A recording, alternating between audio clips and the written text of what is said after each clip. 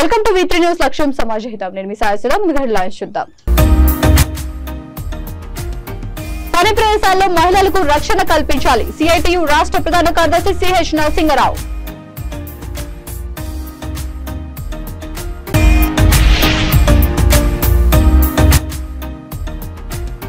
కుప్పం కొత్తపేటలో నేటికి కొనసాగుతున్న వింత జాతర.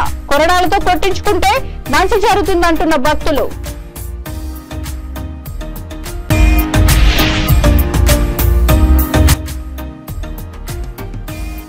జగనన్న ఆరోగ్య సురక్ష కార్యక్రమం పేదలకు వరం. జగనన్న ఆరోగ్య సురక్ష 2 కార్యక్రమంలో ఎంపీటీసీ తాండ్ర సాంబశివరావు.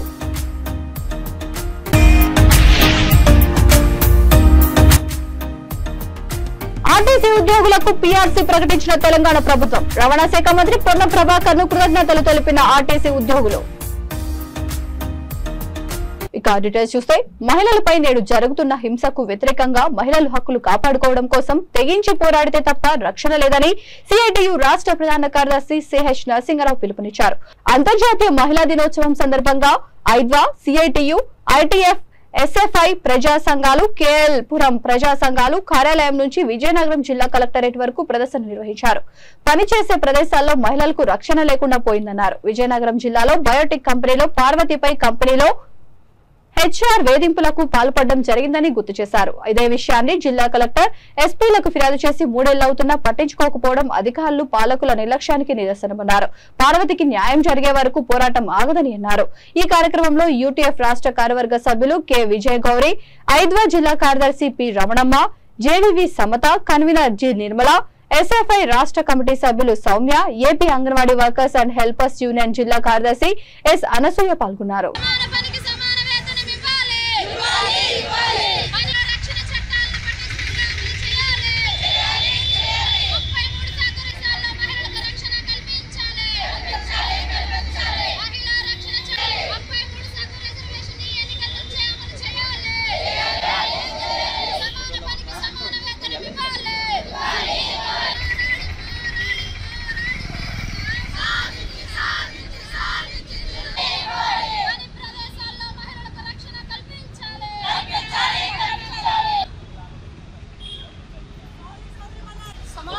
సమాన వేతనం ఇవ్వాలి.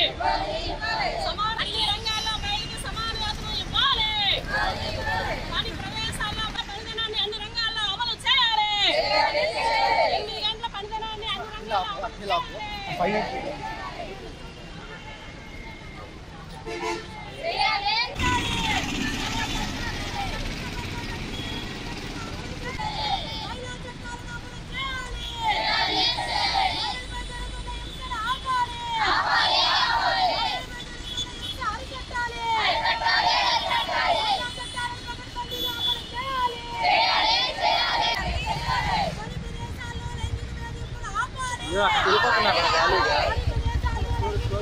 అక్కడ ఉండిపోయాడు.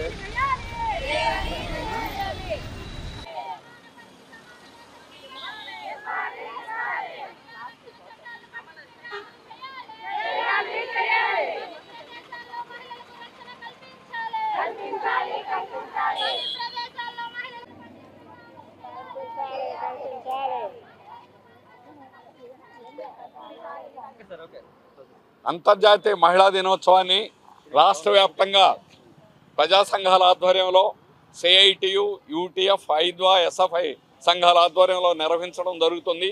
ఈ సంవత్సరం ప్రత్యేకంగా మహిళల మీద పని ప్రదేశాల్లో జరిగేటువంటి అత్యాచారాలని నిరోధించేదానికి, వాటి మీద చర్యలు తీసుకోవాలని, ప్రభుత్వాల మీద ఒత్తిడి చేయాలని ప్రధానమైనటువంటి అంశంగా ఈరోజు ఆందోళన చేస్తూ ఉన్నాం.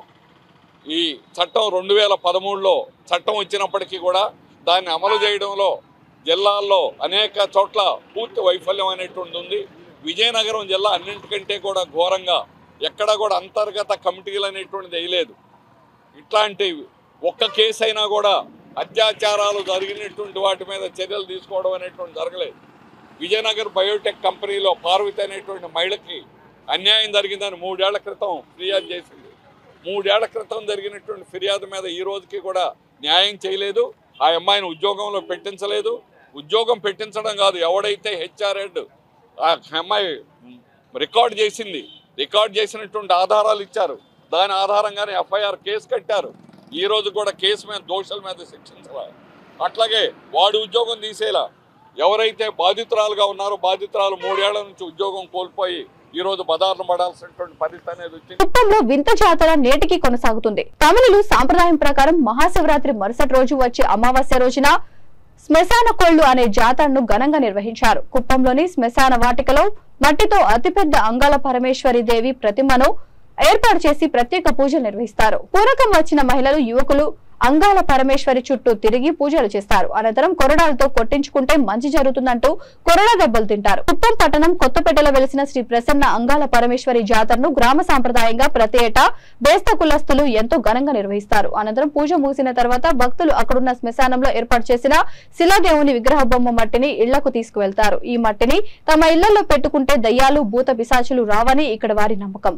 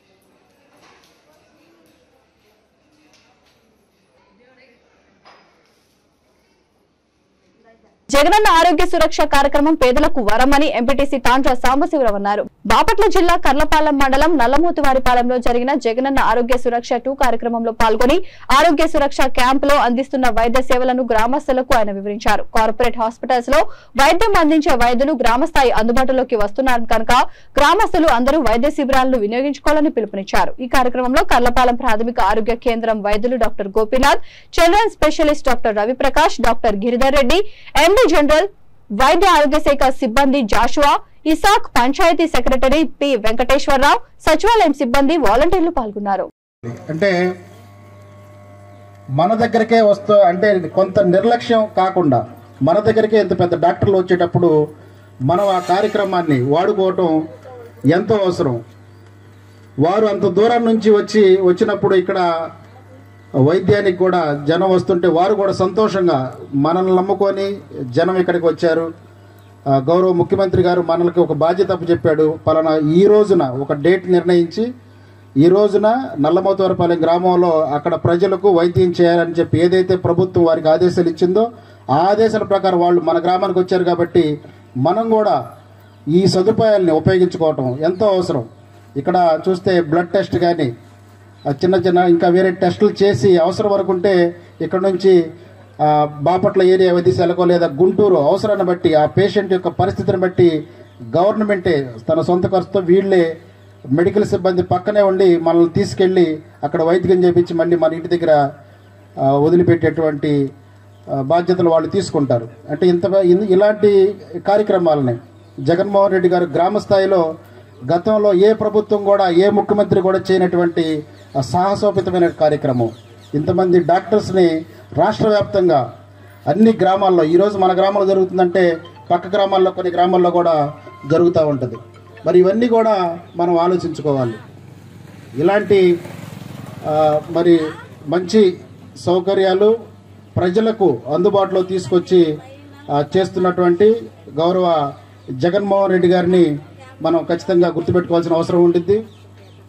అదేవిధంగా వారు ఎంతో బిజీగా ఉన్నప్పటికీ మన గ్రామానికి ఈరోజు జగనన్న ఆరోగ్య సురక్ష 2వ కార్యక్రమానికి మన గ్రామానికి విచ్చేసినటువంటి డాక్టర్స్ ముగ్గురు డాక్టర్ గారికి మన గ్రామస్తులందరి తరఫున ధన్యవాదాలు తెలియజేస్తున్నాను సార్ ప్రత్యేకమైన. అదేవిధంగా వైద్య సిబ్బందికి కూడా వైద్య ఆరోగ్య శాఖ సిబ్బంది మీ అందరూ కూడా మా గ్రామం తరఫున ధన్యవాదాలమ్మా. ఈ కార్యక్రమాన్ని ఏదో అనుకుంటే ఇక్కడ మనం వచ్చి కూర్చోలేదండి. ఈ కార్యక్రమం ఎంత సజావుగా సాగటానికి ఏర్పాట్లు ఇక్కడ చేసినటువంటి ముఖ్యంగా మా సచివాలయ మా పంచాయతీ సెక్రటరీ వెంకటేశ్వరరావు గారికి అలాగే వారి సిబ్బంది అందరికి కూడా సచివాలయ సిబ్బందికి వాలంటీర్స్కి అందరికి కూడా ప్రత్యేకమైన ధన్యవాదాలు తెలియజేస్తున్నాను. ఈ కార్యక్రమాన్ని చక్కగా ఉపయోగించుకోండి. ఎవరికి ఏ ఆరోగ్య సమస్య ఉన్నా తెలియజేస్తే డాక్టర్స్ ఖచ్చితంగా మీకు వైద్యం చేసి తగు సూచనలు సలహాలు ఇస్తారు. అవసరమైతే వారు పెద్ద హాస్పిటల్స్ తీసుకెళ్ళి మీకు సరైన మందులు కూడా ఇప్పించే ప్రయత్నం జరిగింది. కాబట్టి చక్కగా ఈ కార్యక్రమాన్ని ఉపయోగించుకోవాలని మీరు ఇళ్ళకి వెళ్ళిన తర్వాత మళ్ళీ పొలానికి వెళ్ళి ఇళ్ళకి వచ్చేవాళ్ళు కూడా వచ్చి ఇక్కడ వైద్యం చేయించుకుంటారని ఆశిస్తూ సెలవు తీసుకుంటున్నాను. Thank you very much. Hyderabad Pathabasti Chandrayangutta నియోజకవర్గం Congress party incharge Boya Nagesh ఆధ్వర్యంలో తెలంగాణ రాష్ట్ర ప్రభుత్వం టీఎస్ఆర్టీసీ ఉద్యోగులకు 21% ఫిట్మెంట్ తో పీఆర్సీ ప్రకటించడంతో సంతోషాన్ని వ్యక్తం చేశారు. Falaknuma RTC depot manager Zakir Hussain, incharge Satyanarayana, డ్రైవర్లు, కండక్టర్లు, మెకానిక్లతో కలిసి సంబరాలు జరుపుకున్నారు. 2017లో నాటి ప్రభుత్వం 16% పీఆర్సీ ఇచ్చిందని మళ్లీ ఇవ్వలేదని గుర్తు చేశారు. తెలంగాణ ఉద్యమంలో ముఖ్య పాత్ర పోషించిన ఆర్టీసీ ఉద్యోగులను గత ప్రభుత్వం విస్మరించింది అని విమర్శించారు. ఈ సందర్భంగా టీఎస్ఆర్టీసీ ఉద్యోగులు రవాణా శాఖ మంత్రి పొన్నం ప్రభాకర్ కు కృతజ్ఞతలు తెలియజేశారు.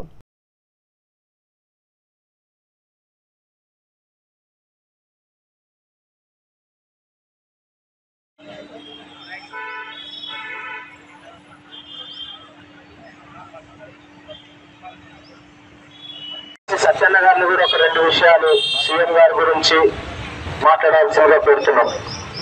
కాంగ్రెస్ పార్టీకి ఆర్టీసీ వర్కర్లు ఎంతైనా రుణపడి ఉంటారు. ఎందుకంటే గతంలో చంద్రబాబు గారు మొత్తం ముంచేద్దామనుకున్న టైంలో రాజశేఖర రెడ్డి గారు వచ్చి తులసి పోశారు. అతను ఇప్పుడు కూడా ముందుకు పోతున్న టైంలో ఈ మహిళా స్కీమ్ పెట్టి మన రేవంత్ గారు మాకు ఆర్టీసీకి ఇంత సపోర్ట్ చేసి ఇన్ని లాభాలకి కార్పొరేటర్ రేవంత్ గారికి సదా రుణపడి ఉంటామని తెలియజేస్తుంది.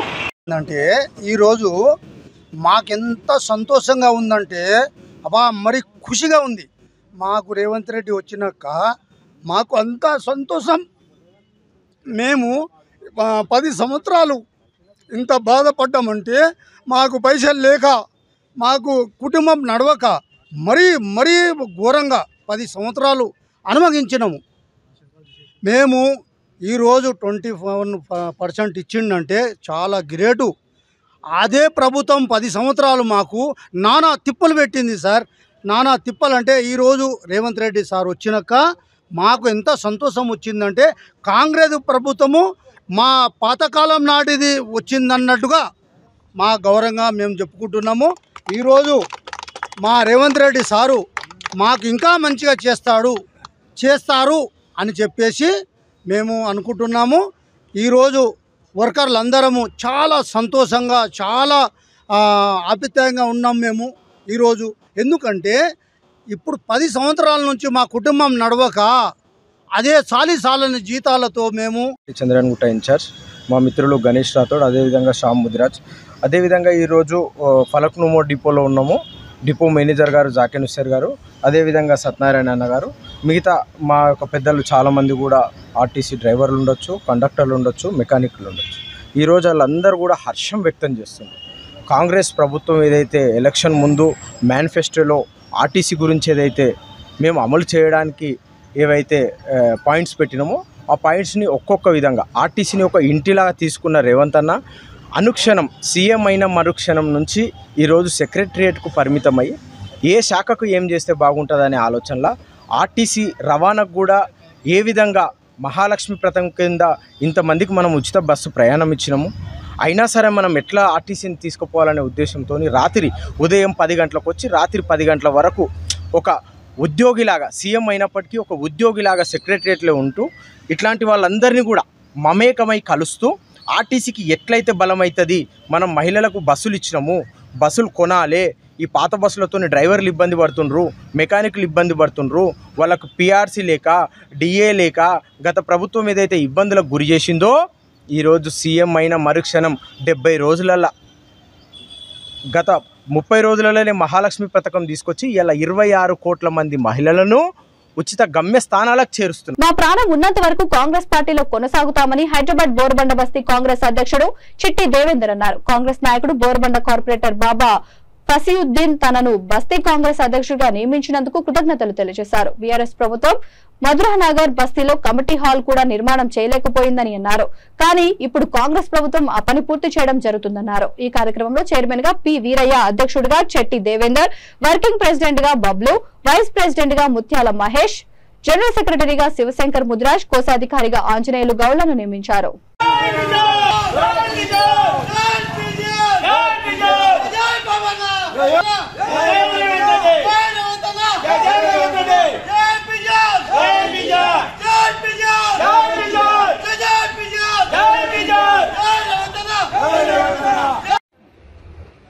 ప్రభుత్వం ఎక్కడ ఉంటే పైగా సంక్షేమ సంఘాలు వాళ్ళు ఉంటారు, అక్కడ వాళ్ళు ఎన్నుకోగలిగినారు.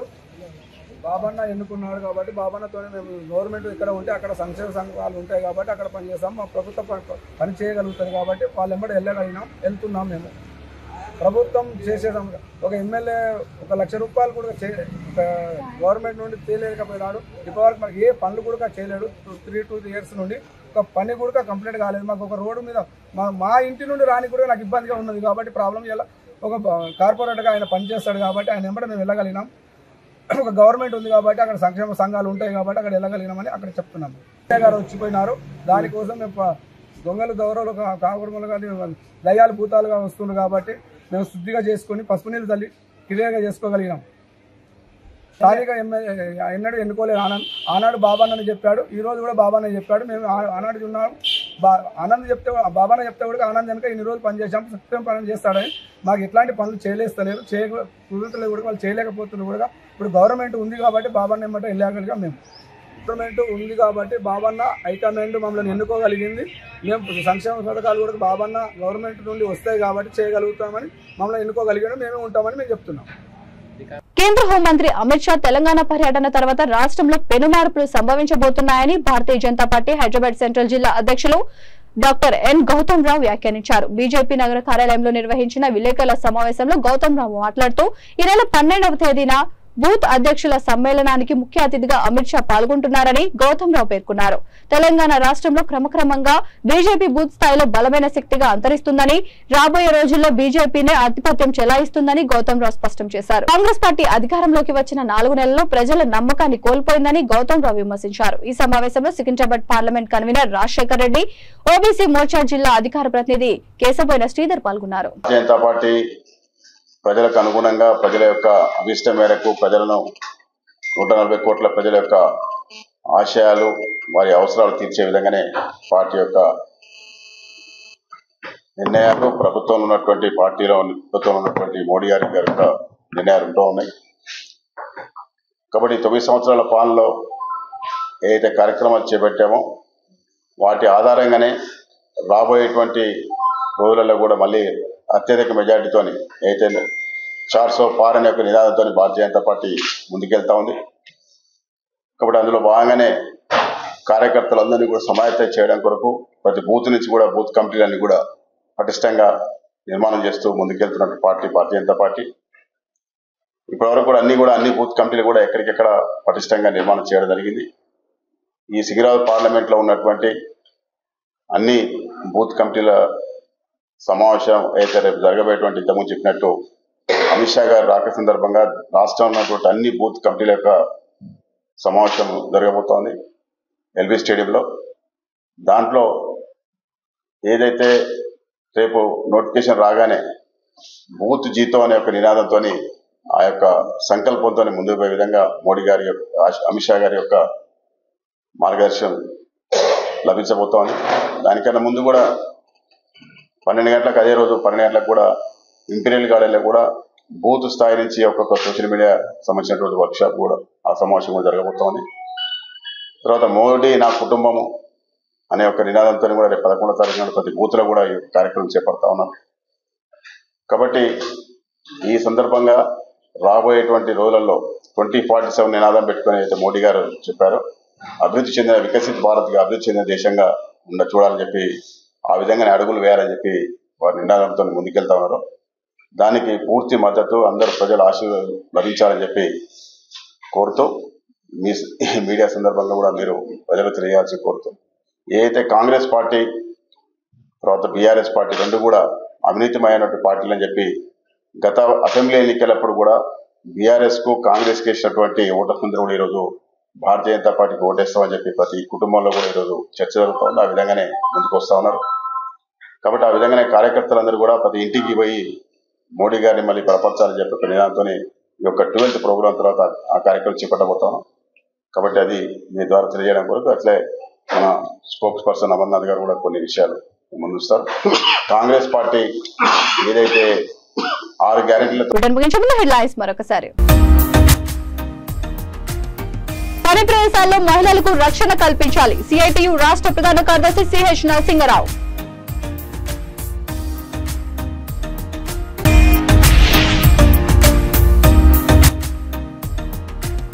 కుప్పం కొత్తపేటలో నేటికి కొనసాగుతున్న వింత జాతర. కొరడాలతో కొట్టించుకుంటే మంచి జరుగుతుందంటున్న భక్తులు.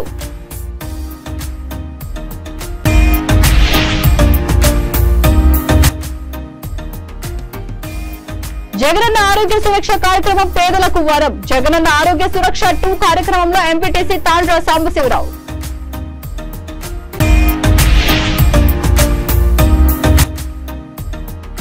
ఆర్టీసీ ఉద్యోగులకు పీఆర్సీ ప్రకటించిన తెలంగాణ ప్రభుత్వం. రవాణా శాఖ మంత్రి పొన్నం ప్రభాకర్ ను కృతజ్ఞతలు తెలిపిన ఆర్టీసీ ఉద్యోగులు. ఈ బులెటిన్ ఇంతటితో సమాప్తం. మరొక బులెటిన్తో మళ్ళీ కలుద్దాం. అంతవరకు చూస్తూనే ఉండండి V3 న్యూస్. లక్ష్యం సమాజ్ హితం.